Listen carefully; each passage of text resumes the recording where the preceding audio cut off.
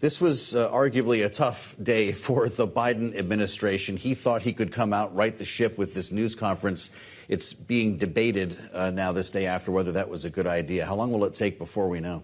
Well, I think we're going to know in November, really, Joe, to be honest, because this put the issue front and center for the public, for voters, in a way that we hadn't really seen before. During the 2020 campaign, age was obviously an issue, and it had been bubbling in the background through the first 3 years that he's been in office. But now that we're getting real, we're getting into the re-election campaign, it's all of a sudden in front of us in a way we hadn't quite seen before. Absolutely. And of course, with the memory question and the age question top of mind yesterday, perhaps all the more bruising for Biden to make the gaffe that he did when he was answering a question about the Middle East. Instead of referring to President al-Sisi, the president of Egypt, as the president of that nation, he said that he was the president of Mexico. Let's remind ourselves. As you know, initially, the president of Mexico, al-Sisi, did not want to open up the gate to allow humanitarian material to get in. I talked to him. I convinced him to open the gate. Now, it's worth noting for fairness, we have also seen some confusion on the part of former President Donald Trump, who very likely will be his opponent in the general election, on multiple cases referring to Nikki Haley as someone who would have had control over security at the Capitol on January 6th, when indeed that was Nancy Pelosi. So it's not just Biden that we have seen this from, yet it really is Biden where it seems to be the issue in polling. People are concerned far more about his age than necessarily Donald Trump's.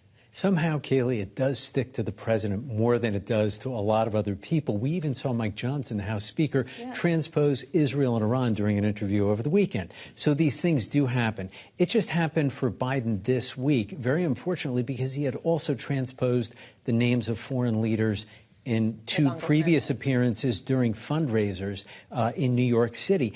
And that just added to I guess, the focus and the buildup around this issue on age. And the way he responded at the end of the day, the hastily arranged news conference, they didn't sleep on it. He came out firing, and it didn't work out the way I think that they had planned. There are comparisons to James Comey today in Washington.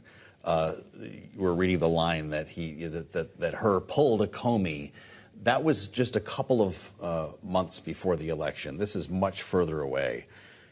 I wonder, though, if we'll still look back at this as a turning point in the campaign. Well, we may, and as I said, we will know in several months the lasting effect. Already, though, we're seeing how Democrats are starting to message and strategize around the age question. They've been forced to confront it much more quickly than maybe they were prepared to do. One, we saw Vice President Kamala Harris going after the special counsel very specifically, calling the report's wording on memory gratuitous and politically motivated. Two, we've also seen Democrats turn the focus back on Donald Trump. Kailey, as you mentioned, the former president, Biden's predecessor and likely opponent in November, has had his own share of verbal gaffes over the years. And then three, we're also seeing how Democrats, some of them at least, are saying, look, we need to get the president out there more.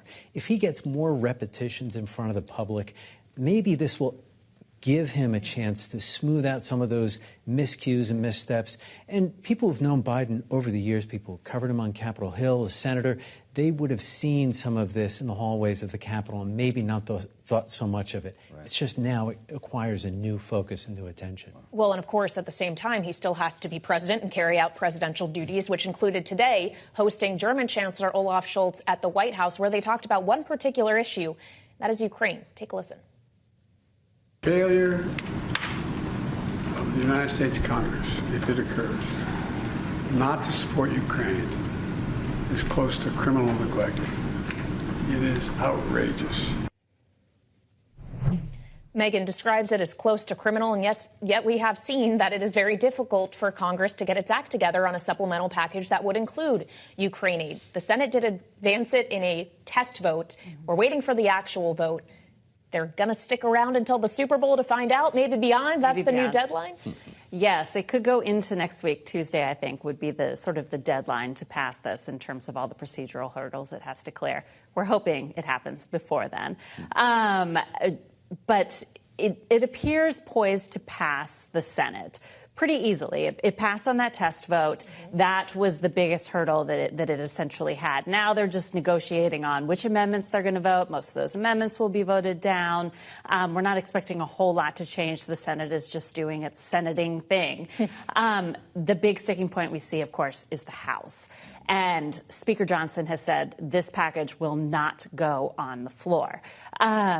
It lacks the H.R. 2, the diehard Republican immigration package, the one that hardliners in the House refuse to even consider Ukraine until that passes the House and the Senate. It's already passed the House.